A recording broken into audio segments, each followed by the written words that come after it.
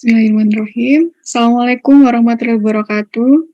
Waalaikumsalam warahmatullahi wabarakatuh. Segala puji bagi Allah yang telah memberikan banyak nikmatan kepada kita semua, sehingga pada kesempatan petang hari ini kita bisa berkumpul di sini untuk Q&A Kibar yang tema pada malam hari ini yaitu tanya jawab seputar ibu hamil dan menyusui di UK. Sebelumnya perkenalkan saya Ari yang akan memandu acara Q&A pada malam hari ini. Dan narasumber kita akan saya perkenalkan dulu yaitu Ibu Dokter Diah Mustikaning Pita Prawesti atau biasa dipanggil Dokter Diah atau Dokter Pita ya Bu ya.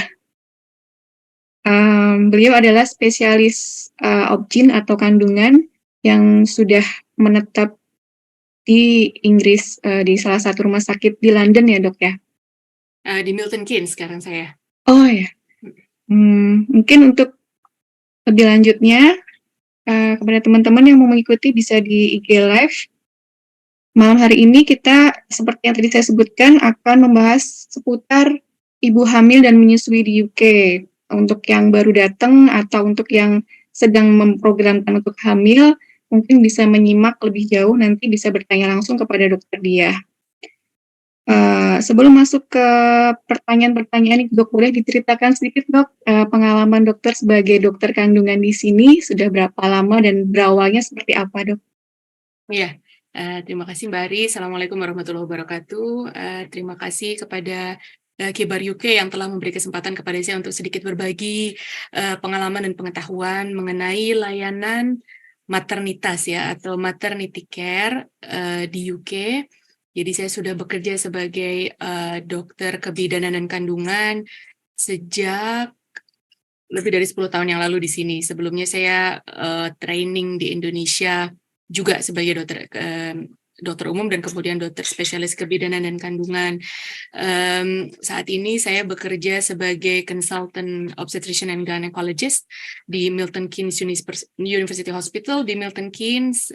Kalau yang belum tahu Milton Keynes itu di mana, itu adalah di sebelah utara London ya. Saya juga menjabat sebagai Deputy Lead Gynecology Oncology Unit di Milton Keynes Hospital. Jadi selain bekerja merawat ibu hamil, proporsi kerja saya lebih banyak juga untuk melayani diagnostik dan tata laksana ginekologi onkologi atau kanker pada organ kandungan dari seorang perempuan. Mungkin gitu Mbak Ari. Baik, Dok. Sudah berapa lama, Dok, bertugas di UK-nya? Saya sudah dari 2013 ya. Jadi saya melanjutkan sebagian training saya di London, di beberapa rumah sakit di London. Kemudian mendapatkan consultant post-nya di Milton Keynes. Ada bedanya nggak nih, Dok, bertugas di UK sini dengan bertugas di Indonesia dulu? Saya rasa, saya tuh tidak sempat bekerja praktek gitu ya sebagai dokter kandungan di Indonesia karena begitu lulus saya langsung pindah ke sini gitu, jadi saya nggak pernah bekerja di Indonesia yang maksudnya bekerja yang ibaratnya bekerja untuk mendapatkan uang praktek gitu ya, praktek pribadi kalau itu bahasannya. Tapi kan sebenarnya semua training spesialis itu sama aja, jadi maksudnya hands on melayani pasien. Tentu sangat berbeda karena di UK layanan, terutama layanan maternitas atau layanan dari mulai awal kehamilan, kemudian sepanjang kehamilan dan persalinan serta pasca persalinan itu mungkin sekitar 95% ditangani oleh NHS ya. Private care atau layanan swasta untuk maternitas itu sangat sedikit proporsinya gitu. Jadi layanan kesehatan swasta secara umum memang juga tidak begitu banyak di UK. Nah, apalagi maternitas gitu. Jadi biasanya kebanyakan orang emang pergi ke NHS gitu. Jadi itu mungkin bedanya. Kalau di Indonesia, zaman saya dulu, lebih dari 10 tahun yang lalu, layanan swasta mungkin mendominasi, layanan maternitas, yang dipegang oleh sektor swasta itu mendominasi. Tentu sekarang dengan adanya BPJS, maka meskipun dilakukan oleh pihak swasta, tapi, pendanaannya diambil dari BPJS. Nah, kalau di UK ini, nggak begitu kan, jadi, semuanya di bawah NHS. Jadi itu tentu berbeda dan tentunya karena, karena berbagai hal juga standarnya berbeda, sistemnya berbeda, eee, guidance dan tata laksananya juga berbeda. Mungkin gitu Mbak Ari, in a nutshell. Baik. Oke, sambil kita langsung masuk aja ke pertanyaan-pertanyaan yang sudah masuk ya, Dok, ya. Ya, silakan. Untuk yang pertama, hal apa saja yang perlu disiapkan untuk ibu hamil dan menyusui sebelum tinggal di UK? Apakah ada barang-barang khusus dan dokumen-dokumen yang perlu dibawa dari Indonesia? Nah, ini mungkin yang tanya baru mau berangkat nih, Dok. Iya, sebenarnya tidak ada yang khusus ya.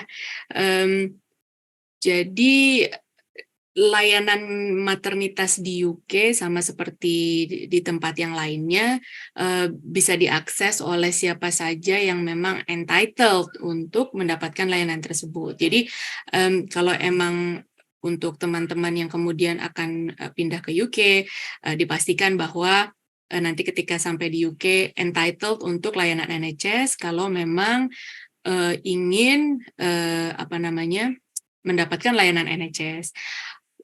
Ada juga orang-orang yang memang datang ke UK untuk mendapatkan layanan, swasta gitu ya, layanan private dan ini banyak, di London terutama biasanya para, keluarga kerajaan dari negara-negara Timur Tengah banyak yang datang ke London untuk mencari maternity care gitu ya. Biasanya mereka terbang untuk antenatal care, kemudian kembali lagi nanti untuk melahirkan bayi mereka di London. Nah, kalau mau begitu ya nggak butuh dan mereka juga emang nggak entitled layanan NHS kan. Tapi kalau emang, tujuannya adalah NHS maka harus entitled. Jadi kalau mereka yang datang ke sini dengan sebagai student misalnya dipastikan membayar, insurance, health insurance-nya dan lain sebagainya. Nah, mungkin satu hal yang berbeda gitu ya kalau di NHS untuk layanan, acute maternity care gitu ya, misalnya karena nggak berencana gitu untuk,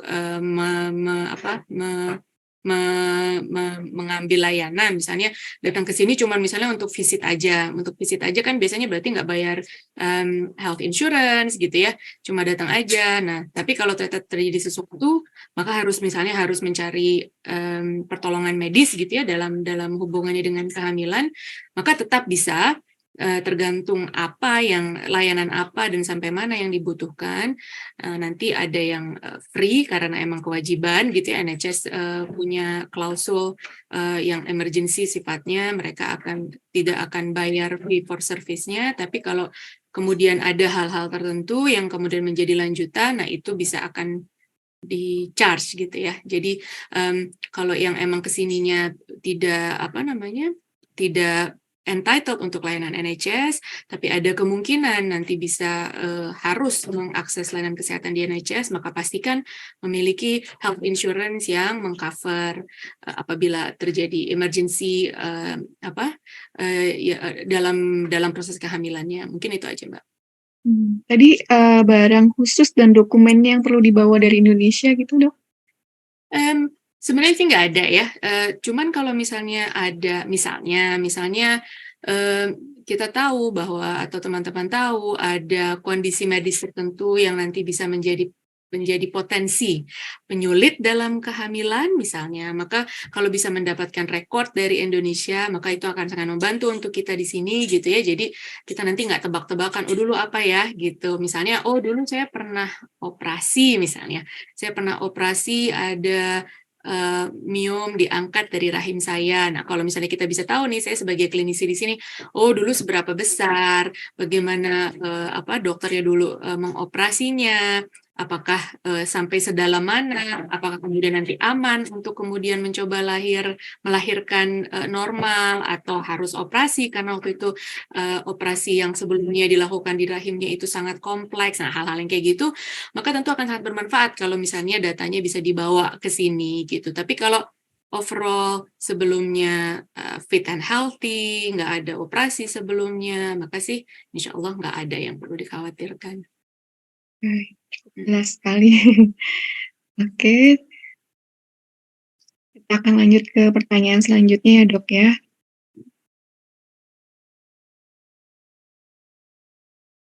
Baik, bagaimana saya bisa mendaftar ke sistem perawatan kesehatan di UK sebagai ibu hamil atau menyusui? Mungkin Iya, agak sedikit sama dengan pertanyaan tadi ya, Dok, ya? Mungkin bisa iya. diperjelas? Iya, betul. Jadi, kalau misalnya teman-teman yang mau datangnya ke UK bukan sebagai sekedar visitor, gitu ya, misalnya sebagai student atau mau menetap karena bekerja atau apalah gitu ya, yang sifatnya akan menetap dan harus akan mengakses layanan kesehatannya secara teratur, maka tadi itu tentunya untuk bisa mengakses harus entitled dan kalau bukan permanent resident gitu kan berarti harus membayar insurance itu tadi ya surcharge health insurance itu. Nah begitu sampai di UK maka semua orang, bukan cuma ibu hamil dan menyusui aja, harus mendaftar ya atau register dengan GP local GP setempat untuk mendapatkan NHS number juga gitu ya. Jadi NHS number itu nomor yang unik untuk setiap orang yang harusnya nggak berubah seumur hidup gitu dan nanti menjadi identifikasi orang itu kemanapun dia mengakses healthcare all over UK gitu. Jadi harus register dengan GP idealnya GP yang lokal aja ya.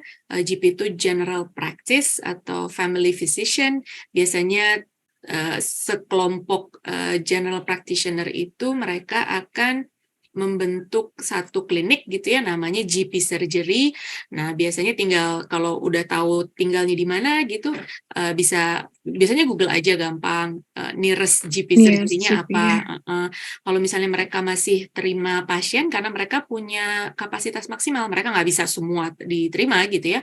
Mereka punya kapasitas maksimal karena ada proporsi sekian satu orang GP bisa melook after sekian orang gitu ya. Nah, nanti register dengan mereka gitu ya. Nah, kemudian dan ini berlaku umum untuk semua orang karena nanti semua semua layanan kesehatan biasanya akan dikoordinasikan oleh GP. Jadi nanti GP yang harus misalnya merefer ke GP itu di primary care di komunitas gitu ya. Nanti kalau harus di-refer ke rumah sakit misalnya ke dokter spesialis, GP yang bikin referral. Nanti ada korespondensinya, nanti kita yang di rumah sakit atau di secondary care juga akan berkorespondensi kembali kepada GP dan kemudian bisa mengkoordinasikan dengan berbagai spesialis yang lain misalnya. Jadi sangat penting peran GP sebagai family physician gitu ya, sebagai atau general practitioner di masyarakat. Nah, kalau misalnya seorang ibu hamil gitu kan, ingin mengakses layanan maternitas, nah maka sekarang bisa ada beberapa cara mengaksesnya. Yang pertama adalah mengontak GP. Jadi bisa mengontak GP, melaporkan bahwa saya hamil, dan nanti GP bisa mengorganize referral ke maternity unit namanya. Jadi maternity unit itu umumnya di setiap kota akan ada satu atau beberapa hospital. Kalau kayak di London, karena besar banget London ini kotanya, jadi banyak sekali rumah sakit yang memiliki maternity unit gitu ya. Nanti GP bisa merefer gitu ya. Nah, tapi sekarang banyak maternity unit juga sudah membuka layanan self referral gitu ya.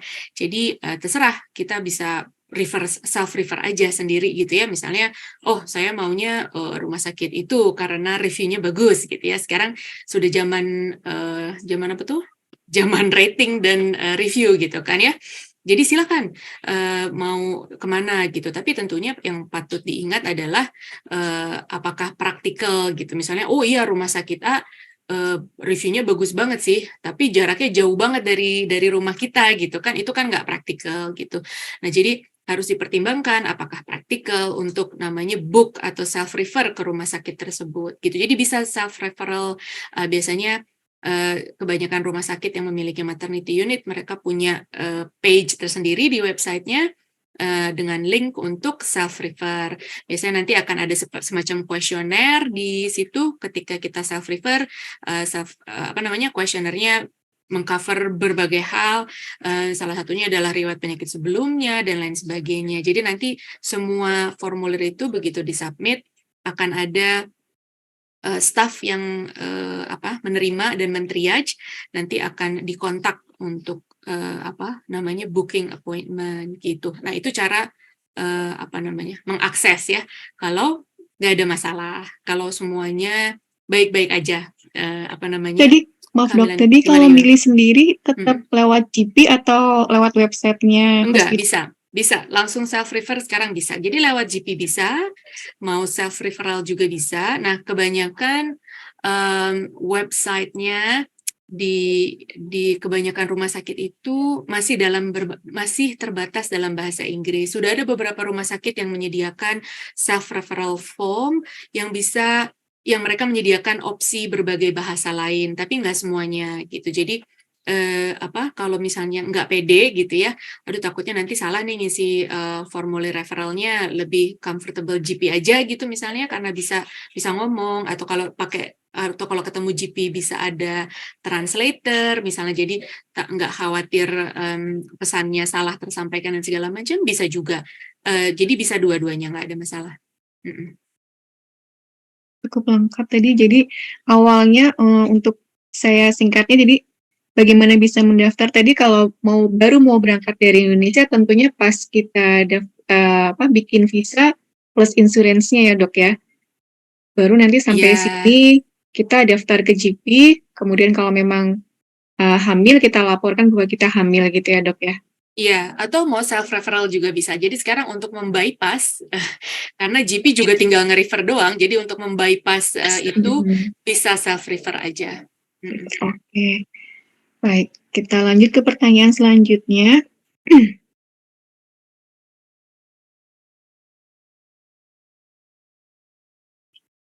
Nah, ini Dok, apakah ada perbedaan pelayanan kesehatan di UK dengan di Indonesia? Ini yang pengen saya tanyakan juga ya mungkin Dok, kurang lebih sama gitu. Mungkin sangat berbeda ya, karena tentunya berbeda sistem, berbeda geografis, berbeda populasi. Ini saya rasa luas banget pertanyaannya. Perbedaannya banyak, persamaannya juga banyak gitu ya. Cuman mungkin satu yang saya suka perhatikan atau saya suka mendapatkan keluhan atau ini mungkin kecemasan gitu ya, para ibu hamil yang baru pertama kali atau hamilnya di sini gitu ya, mereka kemudian cemas biasanya kan, karena kalau di Indonesia karena tadi itu ya layanannya biasanya bisa memilih gitu aja, atau misalnya bikin appointment sama dokter kandungan A gitu, langsung aja telepon ke rumah sakitnya, saya bikin appointment gitu ya, hari ini nanti malam gitu langsung gitu kan, atau mau ketemu sama bidan A gitu, oh ya kapan prakteknya gitu ya.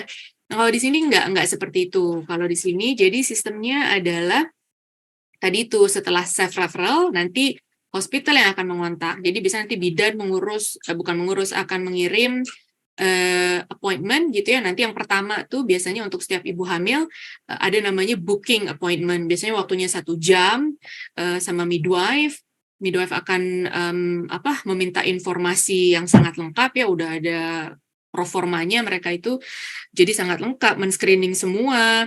Nanti menjelaskan semua screening yang ditawarkan selama kehamilan, periksa darah apa aja, periksa USG-nya apa aja, periksa ini, periksa itu, kenapa diperiksa, nanti kapan aja diperiksanya, kapan aja nanti ada antenatal care appointment-nya, mau midwifery led care gitu ya, atau dengan konsultan atau dengan siapa gitu ya. Nah, itu nanti semuanya dijelaskan pada saat booking appointment itu. Jadi booking appointment itu sangat penting dan idealnya dilakukan sebelum 10 minggu kehamilan, 10 sampai 11 minggu kehamilan gitu ya. Dan itu ada alasannya kenapa sebaiknya dikerjakan di sekitar 10 sampai 11 minggu gitu. Nah, terus yang sering saya suka dapat ini tuh adalah biasanya teman-teman yang hamilnya masih 5-6 minggu gitu ya.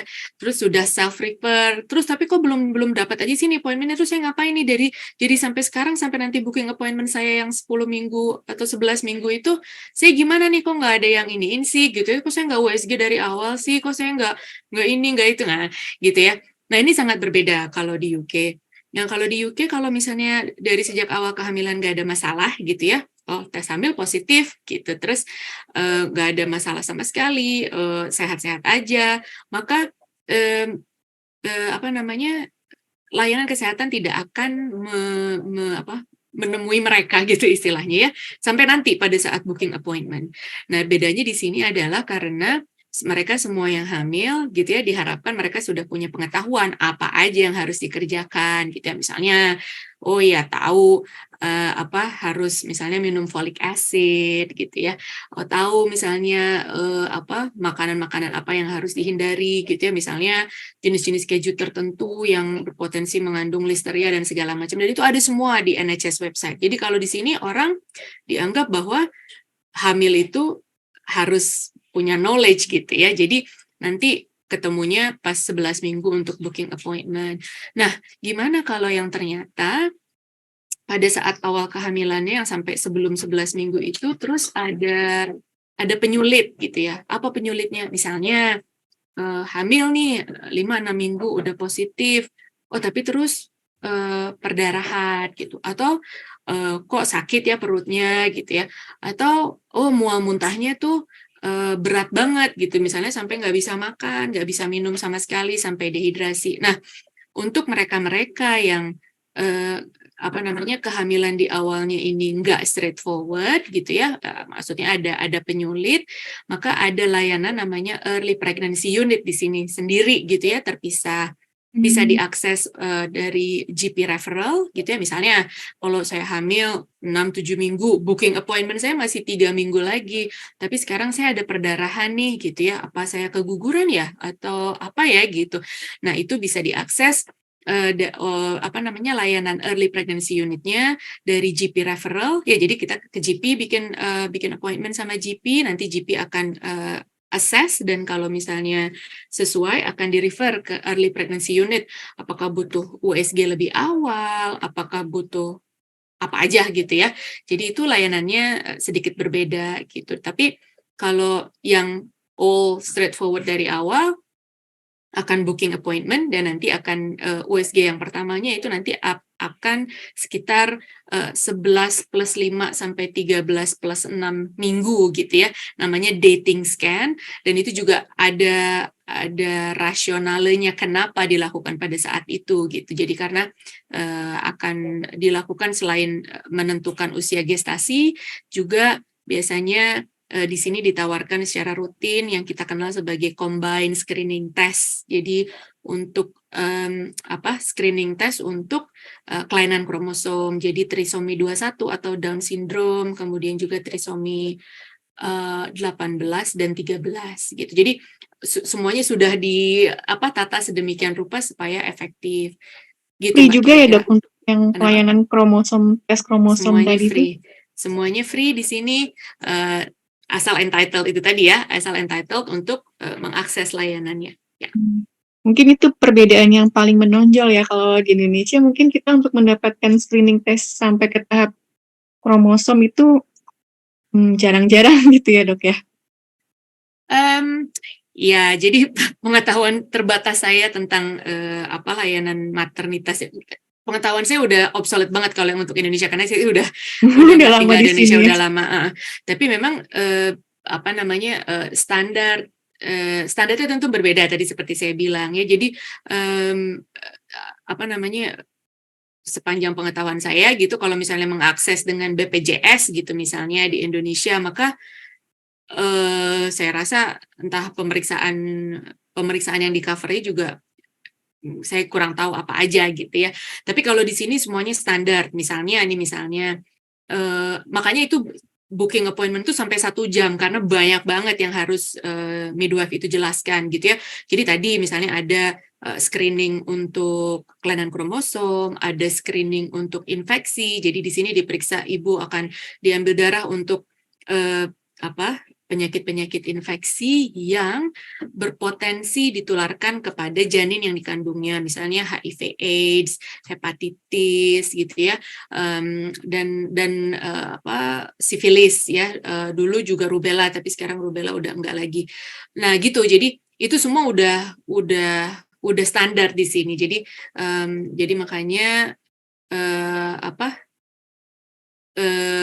memang ya memang standarnya berbeda aja sih gitu, karena, public health benefit-nya menurut NHS, jauh lebih besar untuk melakukan screening itu, daripada nanti kemudian nggak tertangkap, nggak diobatin, dan nggak ditata laksana sejak awal, gitu, Mbak. Iya, Mhm. baik. Kita lanjut ke pertanyaan selanjutnya, Dok.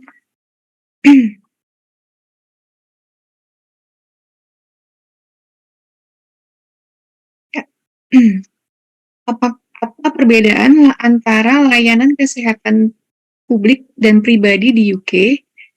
Lalu bagaimana cara memilih yang tepat untuk kebutuhan kesehatan saya? Nah, ini pertanyaannya,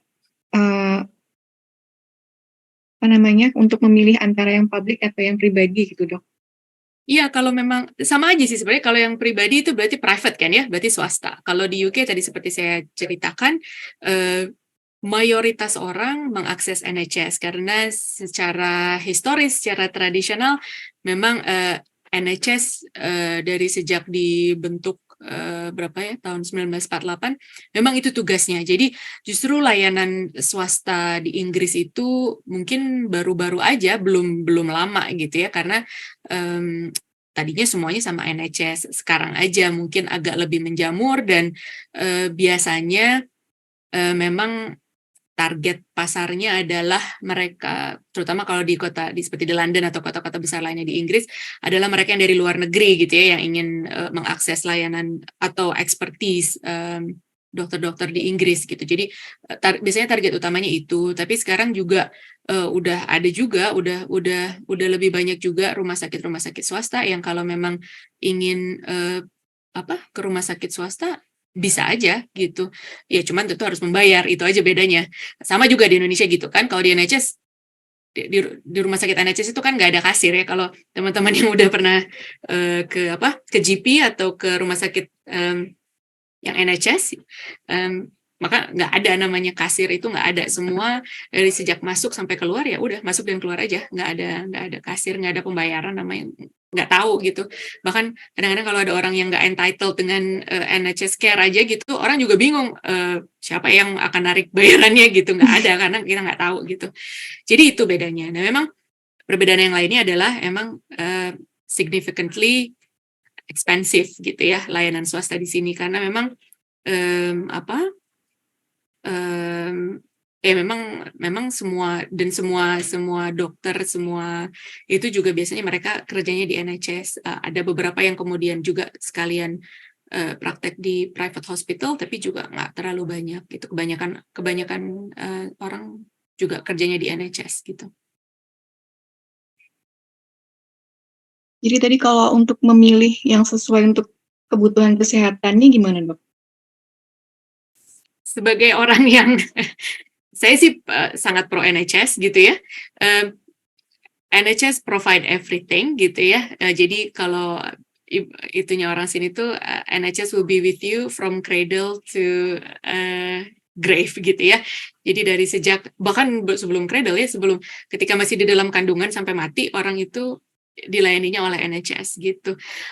Dan NHS secara historik juga memang, apa ya, udah kayak at some point mungkin kayak apa namanya, salah satu bagian tak terpisahkan dari UK gitu. Jadi emang semuanya sama NHS gitu. Nah, mungkin sekarang aja ketika setelah pandemi gitu ya, ketika backlog treatment dan segala macam, membuat kemudian appointment, terutama appointment ke secondary care gitu ya, kalau di-refer ke spesialis jadi agak lebih lama dan lain sebagainya dibandingkan dulu sebelumnya, maka orang mulai melihat, opsi untuk, private karena tentunya nggak pakai ngantri gitu kan. Karena kalau sekarang aja misalnya nih, kalau teman-teman baca berita gitu ya, selalu kan, NHS, apa namanya, treatment delay, sekian ratus ribu operasi, sekian juta orang menunggu treatment gitu ya.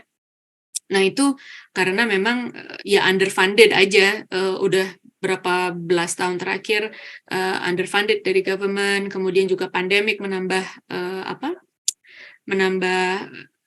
antrian menjadi semakin panjang gitu ya. Tapi kalau menurut saya pribadi sih, harusnya semua bisa di-cover oleh NHS dan, dari mulai yang simplest thing gitu ya, sampai the most complicated things gitu, semuanya ada. Mungkin sangat berbeda kalau sama di Indonesia gitu ya, kalau di sini justru NHS yang mendeploy, the most advanced, treatment, the most advanced, technology gitu ya, yang rumah sakit swasta, private hospital mungkin mereka nggak bisa afford untuk buy those things gitu kurang lebih. Mhm. Ya. Selama ini yang terbaik tetap yang NHS ya, Dok, tapi butuh kesabaran aja mungkin ya kalau misalnya karena kan penggunanya juga sekarang banyak gitu ya, Dok, ya. Betul betul. Baik, kita ke pertanyaan selanjutnya.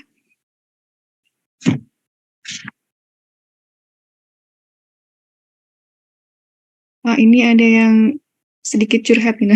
Alhamdulillah, setelah saya tes kehamilan sendiri hasilnya positif. Apa selanjutnya yang harus dilakukan? Nah, ini mungkin sebenarnya tadi sudah jelaskan di atas, tapi mungkin bisa ditambahkan lagi, Dok. Ya, jadi kalau udah positif silahkan, kalau semuanya baik-baik aja so far, silahkan mulai riset, ingin book atau registrasi dengan maternity unit yang mana dan di mana, silahkan. Sekarang semua maternity unit itu di sini ada semua hospital, terutama maternity care-nya, di sini ada namanya CQC review, silahkan dilihat reviewnya gitu ya. Kalau yang reviewnya excellent, reviewnya good, itu silahkan saya rekomendasikan untuk book di rumah sakit tersebut. Kalau praktikal gitu ya, jangan ngebook diri sendiri ke rumah sakit yang jaraknya 100 kilo dari rumah gitu, itu nggak praktikal sama sekali ya, nanti gimana mau antenatal care, mau melahirkan dan segala macam. Setelah itu kalau nggak ada masalah, nanti sampai itunya nanti akan dihubungi oleh midwife untuk booking appointment, nanti akan dikasih appointment dan nanti akan dijelaskan semuanya.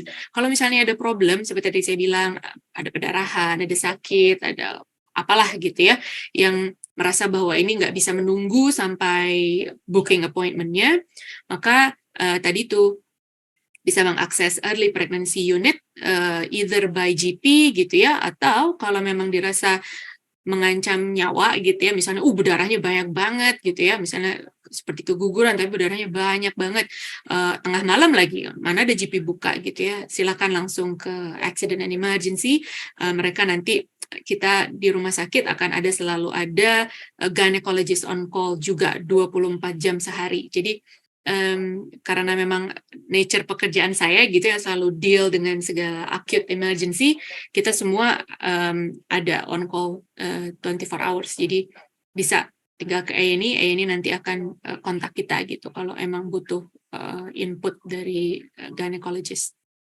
Gitu Mbak Ari. Ini sudah cukup jelas ya ini. Kalau sudah positif langsung lapor ke GP-nya, kemudian nanti akan dihubungi lebih lanjut oleh pihak GP ya, Dok. Itu booking sendiri langsung ke rumah sakit, self-refer ke maternity unit juga bisa. Baik, selanjutnya.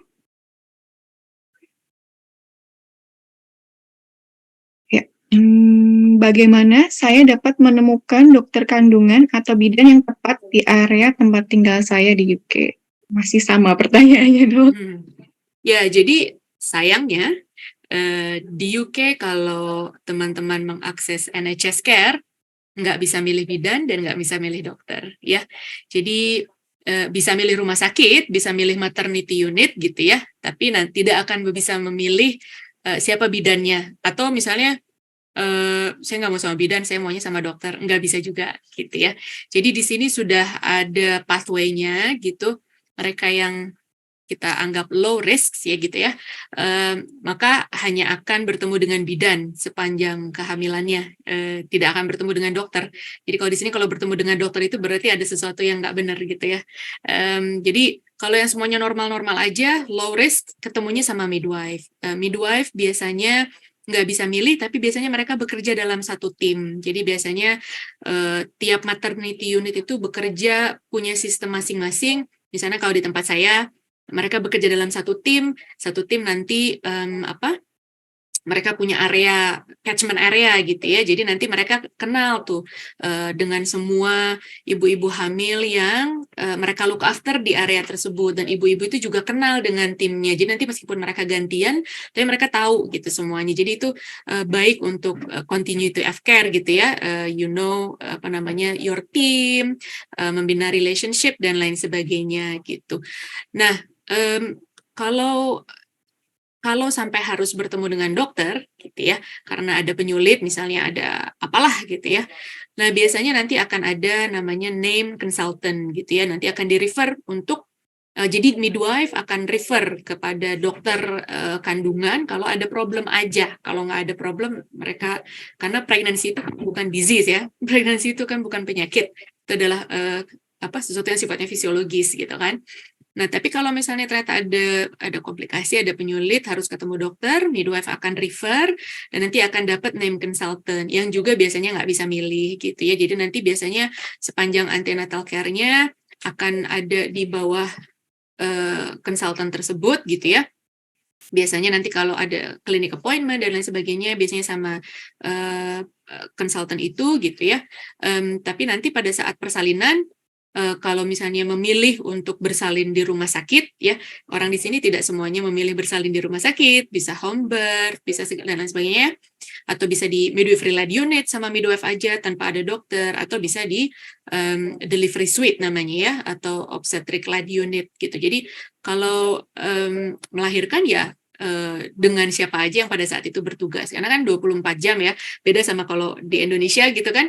Oh, kalau saya di look after sama dokter A, nanti saya expect pada saat saya melahirkan, biar kata jam 1 malam, dokter A juga akan datang. Aku di sini enggak. Jadi kecuali saya lagi on call, saya nggak datang ke rumah sakit gitu ya, meskipun ada pasien yang under my care melahirkan gitu ya. Jadi kayak gitu Mbak, bedanya itu. Nah, kalau mau certain dokter gitu ya, atau certain midwife, bisa juga itu harus mengakses layanan private gitu. Jadi kalau di NHS nggak bisa gitu Mbak. Baik, Dok. Pertanyaan selanjutnya, ini masih meneruskan sepertinya untuk penjelasan yang pertanyaan sebelumnya, Dok. Apakah ada saran bagaimana agar bisa berkomunikasi secara efektif dengan bidan atau dokter kandungan selama di UK? Mungkin karena kendala bahasa atau... Iya. Nah, jadi di UK ini kan seperti juga Mbak Ari tahu ya, kayak melting pot, orang dari mana-mana ada ya. Jadi kalau kita merasa nggak pede dengan bahasa Inggris kita, NHS menyediakan layanan translator. Ya, jadi bisa bilang misalnya ketika kita self refer itu juga ditanya butuh translator atau enggak, butuh bahasanya apa gitu. Jadi akan disediakan. Nah, problemnya memang bahasa Indonesia itu bukan yang mainstream gitu ya. Kalau kayak Hindi, Urdu, pokoknya yang banyak gitu ya, yang di Inggris banyak, itu lebih gampang cari translatornya. Mencari translator Indonesian mungkin nggak segampang itu gitu ya, mungkin nanti dapetnya yang Melayu atau gimana gitu, yang emang jadi menyusahkan memang gitu. Nah, jadi kalau memang nggak pede, kalau memang ternyata nggak happy dengan translator, bisa juga membawa teman gitu ya, yang dirasakan mungkin bisa membantu berkomunikasi, bisa juga. Tapi, sebagai, klinisi di sini kalau saya, apa namanya, meminta pasien untuk menandatangani sesuatu, misalnya kayak surat izin operasi gitu ya. Nah, biasanya saya, berkewajiban untuk punya translator yang memang ter-register. Jadi di sini tuh, layanan translator itu mereka harus register, mereka punya, nomor registrasi tersendiri karena kan, mereka bertanggung jawab terhadap apa yang saya katakan gitu ya. Jadi, meskipun nanti, boleh bawa teman, suami, atau siapa gitu ya untuk membantu membantu menerjemahkan, tapi secara legal saya harus tetap ada translator yang, bisa saya taruh identitas dan namanya dan bertanggung jawab sebagai translator. Gitu, Jadi untuk mempermudah kalau memang nggak pede, sebaiknya memang mengajukan translator itu ya, Dok, ya? iya, Oke, kita lanjut ke pertanyaan selanjutnya. Bagaimana memilih multivitamin untuk ibu hamil atau menyusui yang halal, Dok? iya, jadi, saya bukan penganut penganut multivitamin gitu ya, jadi, multivitamin yang salah, suplemen yang sudah terbukti memang ngefek gitu ya, dalam berbagai studi dan riset, untuk kehamilan terutama ya, kalau untuk menyusui sih kayaknya general aja gitu.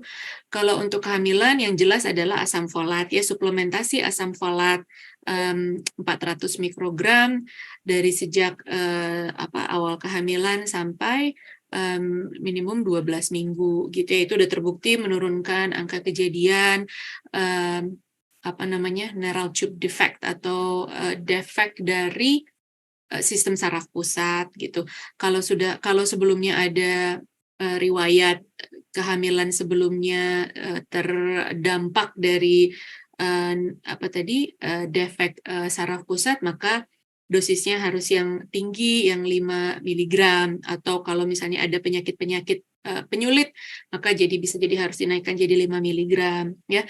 Yang lainnya adalah terutama untuk kita orang-orang dari apa ya, Asia gitu ya, yang apa, kulitnya lebih berwarna dan juga di UK yang mataharinya nggak pernah nongol gitu ya, maka, suplementasi vitamin D gitu. Jadi biasanya kalau di sini juga kalau emang udah diketahui misalnya vitamin D-nya dari awal juga rendah, atau misalnya ternyata ada penyulit yang lainnya, atau misalnya, indeks massa tubuhnya lebih dari 30 misalnya, maka akan disarankan untuk suplementasi vitamin D juga gitu ya.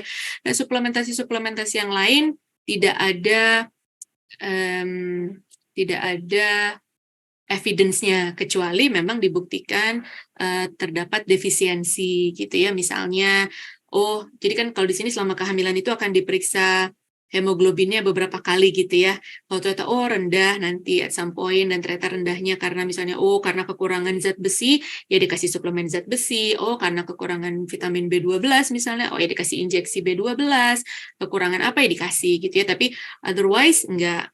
Nah, biasanya kalau di sini sih ada yang paling gampang biasanya kita orang, ya minum Pregnacare gitu ya, yang udah ada folic acid-nya, ada ini, ada itu, segala macam gitu ya.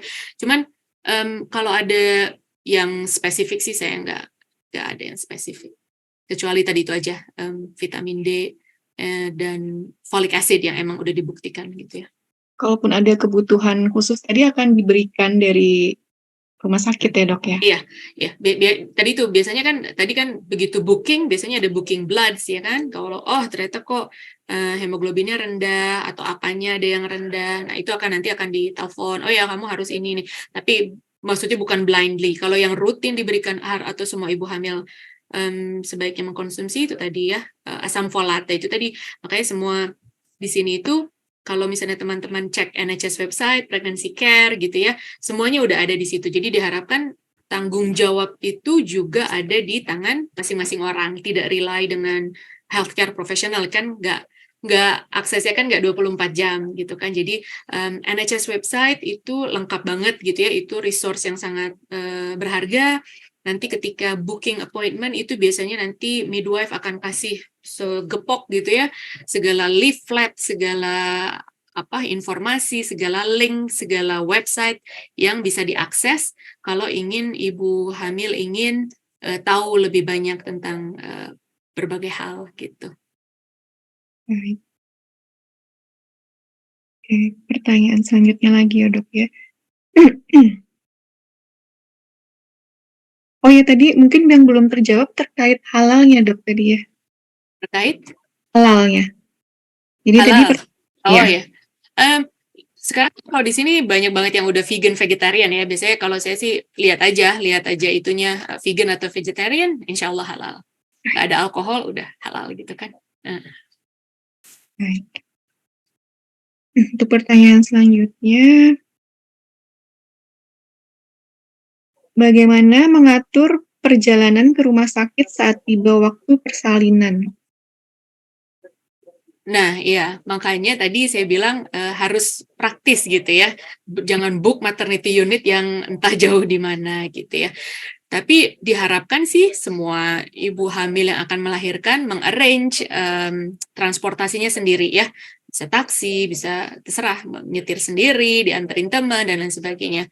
Tentu pada kasus-kasus di mana emergency gitu ya, misalnya perdarahan hebat di rumah gitu kan, atau misalnya rencananya mau home birth tapi kemudian ada komplikasi di rumah sehingga harus transfer ke rumah sakit, maka biasanya ibu hamil akan jadi kalau di sini itu segala sesuatu yang berhubungan dengan kehamilan dan emergency ada apa namanya A&E untuk ibu hamil tersendiri gitu ya, namanya maternity triage. Biasanya kalau ibu hamil nanti book di satu rumah sakit, selain tadi dapat segepok informasi dan leaflet, biasanya akan dikasih namanya handheld notes gitu ya. Nanti biasanya tergantung rumah sakit mana, handheld notes-nya bisa beda-beda tipenya, karena ada rumah sakit yang biasanya pakai semua electronic health record gitu ya, ada juga yang masih ditulis di situ, tapi biasanya mereka semua sebagai standar di maternity handheld notes-nya itu akan dituliskan nomor telepon kontak, namanya maternity triage, atau ada juga yang sebutnya di unit lain bisa day assessment unit gitu ya. Nah itu biasanya maternity triage itu berfungsi seperti gawat daruratnya untuk ibu hamil setelah 18 atau 20 minggu ke atas gitu ya. Jadi kalau misalnya mulai merasa ada kontraksi atau air ketubannya pecah ya gitu-gitu, biasanya mereka nanti akan disuruh untuk nelpon maternity triage itu ya, nanti akan di-assess over the phone, dan kalau dirasa emang harus di-assess sendiri gitu ya, maksudnya in person, mereka akan di-invite untuk datang ke maternity triage untuk diperiksa. Kalau misalnya mereka merasa bahwa oh ini nggak apa-apa, masih early gitu ya, tunggu aja di rumah, nanti kalau kontraksinya udah lebih sering baru datang gitu ya. Nah kayak gitu-gitu. Jadi ya harus mengarrange transportasinya sendiri. Tapi ketika misalnya ada emang kondisi yang emergency, misalnya oh berdarah banyak banget gitu ya, telepon maternity triage akan teleponkan ambulans, blue light ambulance untuk datang dan menjemput gitu. Tapi di apa? Tapi untuk tentu yang untuk life threatening seperti itu sifatnya ya. Yang lainnya ya diharapkan pasien ya mengarrange transportasinya sendiri. Kalau di sini ada batasan harus bukaan berapa gitu nggak dok? Kalau di Indonesia kan kadang kita ke rumah sakit kalau sudah sekian posisinya baru diterima gitu. Kalau di sini ada. Ya kan nggak tahu bukaannya berapa kalau belum diperiksa ya nggak. Iya benar sih. Ya jadi kalau di sini makanya ada maternity triage. Jadi mereka itu maternity triage itu biasanya di mana di run gitu ya oleh midwife. Jadi mereka ada telepon yang nanti semua orang harus telepon ke situ gitu ya kalau ada concern gitu. Telepon, nanti mereka akan assess over the phone gitu. Nanti kalau misalnya menurut mereka, oh ya nih, saya harus periksa gitu. Nanti mereka akan suruh datang. Tapi kalau menurut mereka, enggak, kontraksinya aja cuma baru setengah jam sekali gitu. Itu kayaknya belum gitu ya, belum in labor gitu. Kamu tunggu aja di rumah, minum paracetamol gitu. Nanti kalau udah kontraksinya tiap 10 menit atau tiap 5 menit baru datang, nah kayak gitu. Jadi jangan langsung datang ke rumah sakit ya, Dok, tetap harus telepon dulu aja ya? Sebaiknya jangan, karena nanti Mmm. dipulangin lagi juga, "Di sini di Mhm sini," mhm. "Ah, kamu belum," pulangin lagi gitu, dan itu Iya. ya dan itu biasa aja, jadi nggak apa-apa juga kalau misalnya nggak yakin, nggak apa-apa juga, telepon aja. Makanya jadi itu kan supaya orang itu nggak bolak-balik, makanya, sebaiknya telepon dulu gitu. Jadi nanti mereka akan assess over the phone, terutama juga kalau, ada hal-hal yang, jadi mereka itu udah ada daftar pertanyaan yang harus mereka tanyain gitu ya. Mhm. Happy dengan, movement baby-nya atau enggak, ada ini, ada itu. Jadi mereka udah begitu terstruktur untuk men-screening ada sesuatu yang salah nggak dengan apa yang terjadi sama ibu ini gitu. Jadi kalau mereka ada yang, "Oh, ini kok nggak ini ya, doesn't sound right," gitu ya, ya mereka akan disuruh datang gitu. Ya, Mhm. baik, kita masuk ke pertanyaan selanjutnya.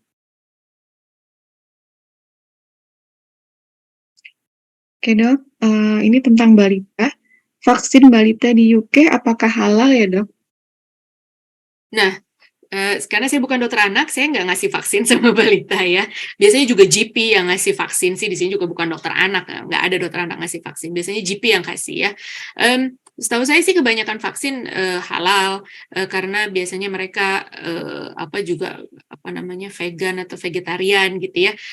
Tapi bisa dicek aja, maksudnya di sini, mmm, apa namanya, halal atau vegetarian atau vegan itu udah biasa banget gitu. Jadi kalau nggak yakin tanya aja. Biasanya nanti kalau GP-nya juga nggak yakin, dia akan tunjukin, "Ini ingredients-nya, kamu ada yang concern atau enggak?" Gitu ya. Kalau misalnya ada, "Oh, saya nggak mau yang ini, ada alternatifnya atau enggak?" Dan itu diskusi aja gitu ya. Nggak usah ragu-ragu, karena juga setiap, GP surgery mungkin mereka ngestok vaksin yang berbeda juga mereknya. Misalnya GP ini brand-nya apa, di sana brand-nya apa gitu. Kalau misalnya mereka nggak punya dan kita maunya brand sesuatu gitu ya, nanti mungkin mereka bisa, "Oh, kalau saya nggak punya di sini," gitu, mungkin harus kemana gitu untuk yang itu. Tapi tanya aja di sini it's fine, orang biasa aja, nggak ada orang misalnya tenaga kesehatan merasa offended gitu ditanya, "Ini halal nggak?" "Saya nggak mau," kalau nggak halal, nggak apa-apa, biasa aja. Dok. Lalu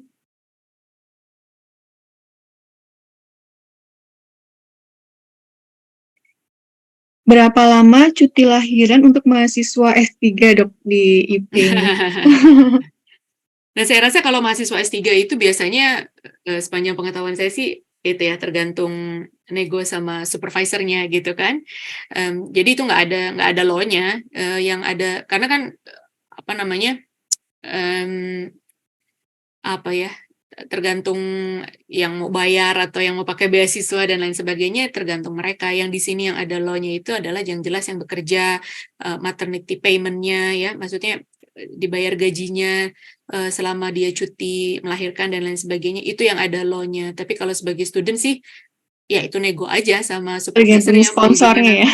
Tergantung sponsornya, makanya kan kalau kayak di Indonesia misalnya, kalau mereka nggak mau sponsorin extension scholarship-nya gitu kan, nah kayak gitu-gitu, itu, nggak diatur dengan oleh law di UK. Tapi kalau untuk employment, nah itu diatur dan itu sangat ketat gitu ngaturnya ya. Mereka di sini jadi, setiap ibu melahirkan asal mereka jadi tapi ada syaratnya, mereka sudah bekerja misalnya di perusahaan itu dari sejak kehamilan berapa minggu. Jadi nggak bisa nih 9 bulan datang ke sini, terus kerja, terus melahirkan, habis itu langsung cuti hamil dan mengharap dapat, payment gitu ya nah itu nggak bisa. Jadi ada syaratnya harus sudah bekerja berapa lama dulu untuk kemudian entitled untuk itu. Tapi kalau untuk cutinya, yang harusnya dapat namanya istilahnya, statutory maternity pay atau SMP untuk yang entitled ya, karena, nggak semua entitled kan, kalau kayak student ya nggak entitled. Itu 6 bulan gitu ya, habis itu boleh extend sampai 1 tahun dan itu employer harus memberikan hak itu kalau, ibu pasca persalinan mau mengextend sampai 1 tahun, tapi yang 6 bulan sisanya nggak dapat, statutory pay-nya tadi itu, gitu. Jadi kalau untuk mahasiswa S3 ini tergantung sponsornya masing-masing ya? Dan supervisor-nya juga, Oh, ya, dan heeh, supervisornya. iya. Baik. Selanjutnya, Apakah daycare di UK menerima newborn? Lalu apakah daycare di UK affordable, Dok? Ya, jadi childcare di UK adalah salah satu yang paling mahal. Expense terbesar biasanya ibu-ibu yang beraktivitas di luar dan ingin kembali melanjutkan aktivitasnya setelah memiliki anak biasanya adalah childcare ya. Apakah mau daycare, apakah mau nanny atau mau apa aja itu biasanya emang expense terbesarnya itu gitu. Itu cukup mahal dan setiap namanya nursery ya itu punya role-nya masing-masing dan semakin muda anaknya semakin mahal gitu kan karena mereka punya proporsi staff berbanding anak-anak gitu ya dan tentunya semakin kecil semakin muda semakin butuh perhatian kan gitu dibandingkan yang misalnya udah 5 tahun bisa main sendiri.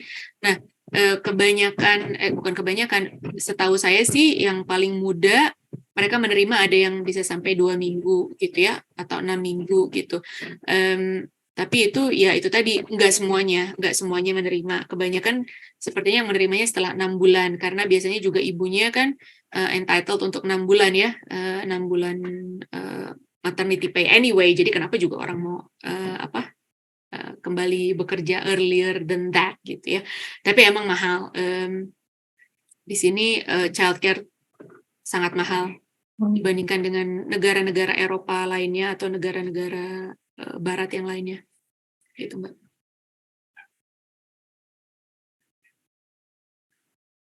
Baik, Dok. Kemudian bagaimana mencari bantuan kalau bayi tidak bisa menyusui dengan benar, Dok? Ya, jadi kalau untuk breastfeeding services gitu ya, itu ada beberapa poin yang bisa diakses gitu ya. Yang pertama ketika sebelum bersalin gitu ya, ketika masih hamil. Nah, kalau ibu-ibu yang berminat misalnya melakukan colostrum harvesting, memerah kolostrumnya gitu ya, terutama biasanya kita encourage ibu-ibu yang nanti ketika bayinya dilahirkan mereka harus dipastikan tidak hipoglikemi. Misalnya kalau ibunya mendapat komplikasi diabetes gestasional atau diabetes dalam kehamilan, itu kan berarti nanti bayinya at risk untuk menjadi hipoglikemi atau gula darahnya jadi rendah, jadi harus dipastikan bahwa dia bisa minum gitu ya. Terus kemudian kalau nanti ibunya baru bersalin misalnya ASI-nya belum banyak, makanya biasanya bahkan dari sejak kehamilan udah disarankan untuk memanen kolostrumnya, nanti bisa disimpan dan diberikan kepada bayinya saat bayinya lahir, memastikan nanti gula darahnya stabil gitu ya. Jadi dari sejak kehamilan sudah bisa diakses layanan-layanan itu dan bisa berkonsultasi dengan bidan yang merawat gitu ya, atau bidan yang antenatal care, yang teman-teman antenatal care dengan dia gitu ya. Jadi nanti bisa dihubungkan dengan gimana bisa diajarin gimana caranya memanen kolostrum, gimana cara nyimpennya, dan lain sebagainya. Nah, kalau juga misalnya khawatir misalnya ada selama kehamilan ada penyulit misalnya, tentunya jarang gitu ya, tapi saya ada riwayat kanker payudara misalnya sebelumnya gitu, jadi saya nggak mau menyusui misalnya, atau emang nggak bisa menyusui gitu, nggak boleh menyusui. Nah nanti bisa ada counseling gimana caranya gitu ya supaya nanti produksi susunya nggak banyak dan malah bikin sakit dan lain sebagainya gitu ya. Nah itu selama kehamilan. Kemudian setelah bayinya bersalin, nah di rumah sakit itu kalau misalnya bersalinnya di rumah sakit, memutuskan di rumah sakit ya, apakah mau yang namanya midwifery led care unit ya, yang jadi tempat bersalin yang di-run oleh midwife atau di delivery suite yang ada obstetrician-nya atau dokternya, biasanya akan ada breastfeeding service-nya, ada breastfeeding counselor, ada breastfeeding team gitu ya. Jadi kalau ada problem bisa langsung pada saat itu gitu ya, setelah bayinya lahir, kalau emang udah itu ketahuan ada problem, bisa ditangani saat itu juga. Nah, kemudian kalau misalnya ternyata udah perasaan di rumah sakit nggak kenapa-napa nih gitu ya, sekarang udah pulang kok ternyata baru nih ketahuan ada problem gitu ya, bayinya apa nggak bisa latching lah atau apa gitu ya. Nah, itu juga ada breastfeeding services yang biasa dari rumah sakit tempat dia sebelumnya itu juga bisa datang ke rumah ya, ada healthcare, ada health visitor namanya, ada konselor laktasi yang bisa bahkan datang ke rumah kalau perlu gitu ya, atau misalnya mau datang ke kayak semacam kelas, ada kelasnya gitu ya, breastfeeding class juga ada juga gitu. Jadi banyak banget yang bisa service yang bisa diakses. Kebanyakan orang sih sekarang biasanya ibu melahirkan itu setelah bersalin biasanya mereka akan langsung di-observe gitu ya sama midwife atau sama healthcare assistant atau sama breastfeeding team di rumah sakit, apakah sudah happy dengan feedingnya. Kalau memutuskan untuk breastfeeding, kalau memutuskan untuk bottle feed ya nggak apa-apa juga. Nanti akan dikasih informasi gimana cara mensteril botol, memastikan aman dan lain sebagainya. Jadi apa aja bentuk feeding yang diinginkan gitu, biasanya sebelum dipulangkan dari tempat, atau kalau mau home birth juga biasanya nanti midwife-nya yang akan memastikan oh udah bisa feeding bayinya, baru nanti akan ditinggalkan gitu ya. Dan biasanya di sini itu bahkan begitu misalnya melahirkannya di rumah sakit atau melahirkannya di rumah atau melahirkan di mana aja gitu ya, nanti midwife itu akan melakukan kunjungan rumah ya, ada namanya home visit biasanya hari ke jadi kalau di discharge dari rumah sakit misalnya day 0 atau day 1 atau home birth gitu ya, biasanya day 7 atau day 10 itu nanti ada home visit dari midwife. Jadi midwife akan memastikan ibunya nggak apa-apa, bayinya juga nggak apa-apa, feeding properly gitu ya, nggak ada problem gitu. Nanti kalau ternyata ada problem, nanti dia akan tetap datang gitu, bisa datang setiap hari mastiin. Kalau misalnya dia nggak happy, bahkan dikirim lagi ke rumah sakit untuk feeding support kayak gitu-gitu. Jadi di sini supportnya ada, insya Allah. Asal dikomunikasikan semuanya ya dok ya. Asal dikomunikasikan semuanya. Baik. Ini ada pertanyaan tambahan, tapi sepertinya nyambung sekalian nih dok. Jadi saya bacakan dulu sebelum ke pertanyaan yang selanjutnya. Jadi kalau ada benjolan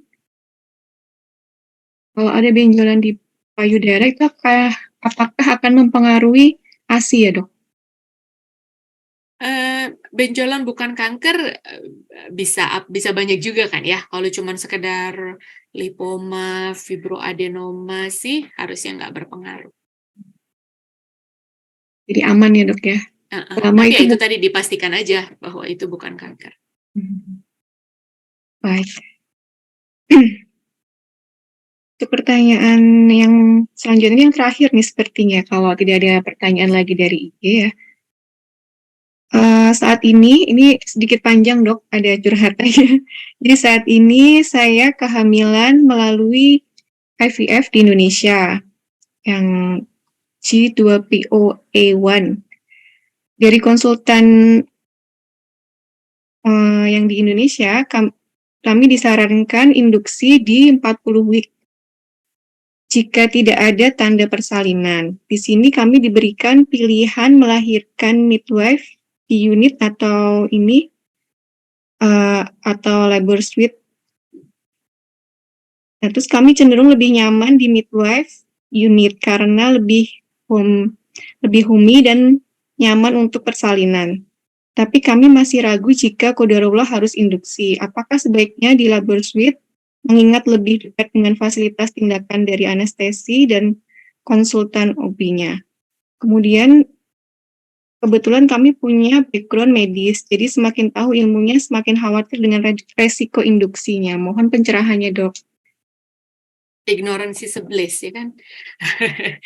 Ya jadi gini, kalau misalnya memang nggak ada penyulit apa-apa gitu, jadi IVF kalau dengan menggunakan on egg and on sperm emang lebih less risk gitu ya.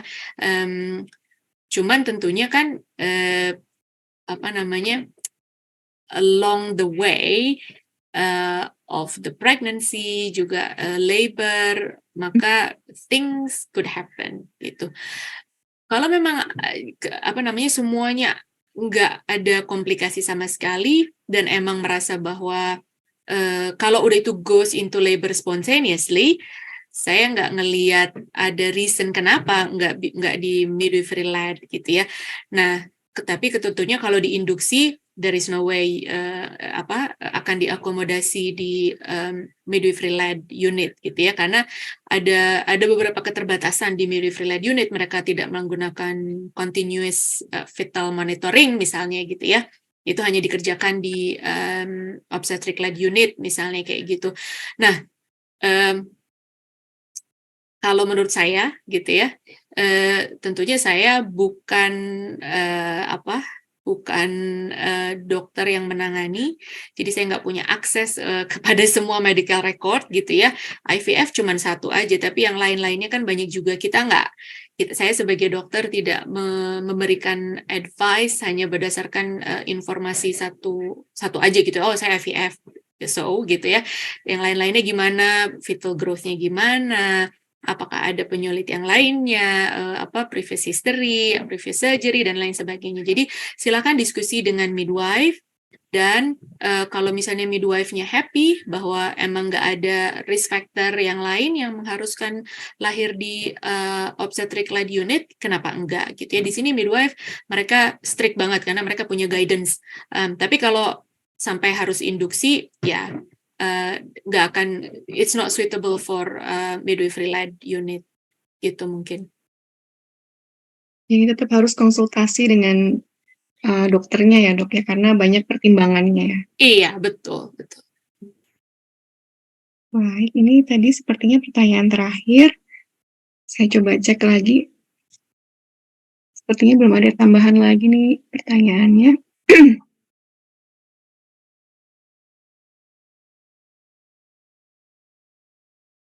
Kalau dari saya nih, Dok, ada pertanyaan.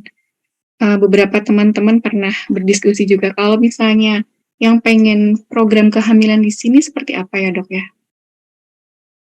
Baik itu alami maupun dengan IVF atau yang lain gitu. Ya, jadi, saya itu suka rancu ketika orang saya mau pengen program hamil.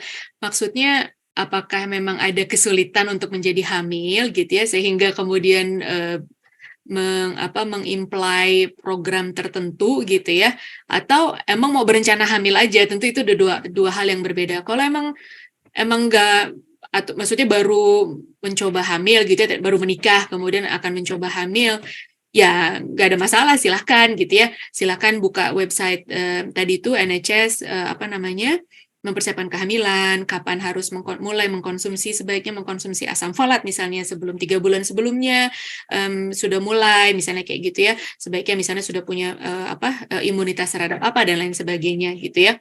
Nah, tapi bedanya kalau misalnya ternyata sudah mencoba untuk hamil gitu ya, cuman nggak hamil-hamil. Nah, kalau di sini, bisa mengakses, klinik fertilitas ya, tapi harus di-refer oleh GP, dan, setiap namanya di situ CCG ya, mereka punya rule referral untuk fertility-nya berbeda-beda. Jadi mungkin kadang-kadang setiap area bisa jadi berbeda juga gitu, siapa yang entitled-nya sampai mana, kalau butuh treatment sampai mana yang mereka entitled gitu ya. Kalau misalnya IVF, siapa aja yang entitled gitu ya. Dulu, berapa tahun yang lalu, nggak ada batasan gitu ya, IVF, siapa aja. Kalau emang butuh, kalau emang medically indicated dan memenuhi kriteria NHS untuk NHS funded IVF, semua bisa. Tapi sekarang, tentunya karena juga keterbatasan dana dan lain sebagainya, mereka punya kriteria strict banget gitu ya. Misalnya sekarang, kalau student gitu, nggak lagi, entitled untuk NHS funded IVF, mereka entitled misalnya untuk, investigasinya, kemudian sampai treatment tertentu gitu ya, tapi nggak sampai ke IVF, misalnya kayak gitu. Nah, tapi itu setiap tempat itu berbeda-beda, setiap grup GP, karena itu fundingnya nanti akan di-funding sama kelompok GP surgery dari satu lokasi gitu. Jadi mereka bikin aturan, mereka akan nge-fund siapa aja gitu. Nah, yang kayak gitu-gitu tuh harus dicari tahu dengan GP-nya gitu. Jadi silakan kalau sudah misalnya mencoba hamil 1 tahun belum berhasil juga, silakan datang mulai berkonsultasi ke GP untuk memulai investigasi awal. Jadi investigasi awal akan dilakukan oleh GP, nanti kemudian GP akan merujuk di-refer ke fertility clinic di hospital untuk nanti ada pemeriksaan lanjutan gitu ya. Sama seperti tadi, jadi di sini kalau misalnya sampai butuh IVF, ada kriteria yang strict untuk NHS funded IVF. Kalau mau bayar private, ya kalau private mah ya enggak ya, maksudnya terserah aja gitu kan, terserah mau mengakses klinik yang mana dan mau bayar segala macam. Mungkin gitu Mbak Ari. Baik, Dok. Sementara belum ada pertanyaan-pertanyaan lagi.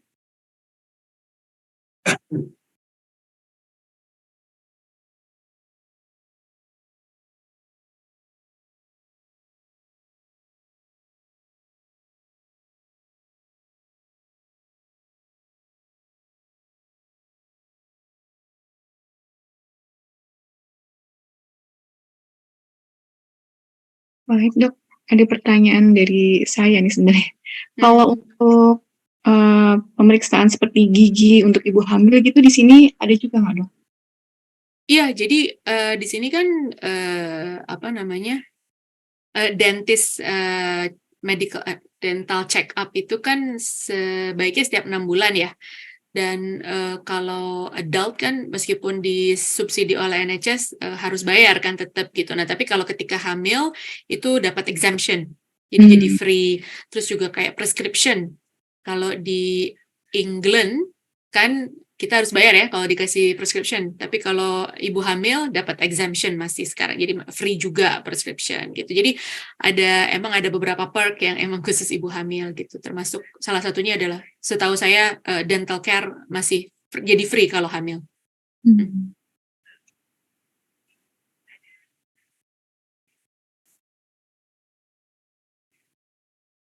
Baik, Dok. Sepertinya pertanyaannya sudah habis nih. Terima kasih, Dok. Penjelasannya cukup jelas dan rinci sekali. Jadi untuk yang baru mau datang ke UK atau yang sudah ada di UK, yang sedang hamil atau yang sedang merencanakan untuk hamil, sepertinya sudah tercerahkan semua, Dok, untuk apa yang harus dilakukan dan apa yang harus dipersiapkan gitu. Sebelum saya tutup nih, Dok, mungkin ada pesan-pesan dari dokter untuk iya, yang sedang mau hamil atau sedang menyusui. Nggak ada sih. Kalau pesan khusus nggak ada. Mungkin tapi di sini emang harus, karena tentunya sistemnya sangat berbeda dan service yang disediakan atau support yang disediakan untuk ibu hamil dan menyusui itu di sini banyak banget. Cuman harus tahu aja kemana mengaksesnya. Dan tadi NHS website itu salah satu sumber informasi yang luar biasa gitu ya. Kemudian bidan yang yang kita antenatal care dengan dia itu juga sumber informasi yang sangat berharga gitu ya. Dan kalau misalnya nggak yakin dengan segala sesuatu, silakan tinggal dikomunikasikan tadi ya dengan healthcare profesional yang menangani gitu. Jadi intinya semua di sini bisa terfasilitasi asalkan kita mau mengkomunikasikannya, Dok ya. Iya, betul. Jadi kalau ada apa-apa, jangan ragu-ragu, jangan takut, langsung bisa diakses di websitenya dan bisa konsultasi langsung ya, Dok ya. Ya mungkin nggak langsung, tapi tentu pada saat appointment gitu ya. Di sini nggak bisa, mau sekarang ketemu, belum tentu bisa. Nanti kecuali yang urgent maka bisa. Tapi kalau yang itu ya ketika bertemu maka disiapkan pertanyaan. Kalau orang di sini itu biasanya mereka sudah punya list pertanyaan gitu ya ketika clinic appointment, jadi mereka nggak lupa apa aja yang mau ditanyain gitu. Baik, Dok. Intinya tadi butuh kita komunikasikan dan butuh kesabaran untuk dapat appointment-nya itu ya, Dok, ya. Baik, ada lagi, Dok, yang mau ditambahkan? Udah kayaknya Mbak, cukup. Sudah cukup, sudah banyak tadi yang bisa kita dapatkan, alhamdulillah. Terima kasih, Dok, semoga ilmunya semakin berkah dan sukses dokter ke depannya. Amin, terima kasih banyak. Mungkin dari saya cukupkan, saya tutup. Semoga bisa membawa keberkahan untuk kita semua. Wassalamualaikum warahmatullahi wabarakatuh. Waalaikumsalam warahmatullahi wabarakatuh.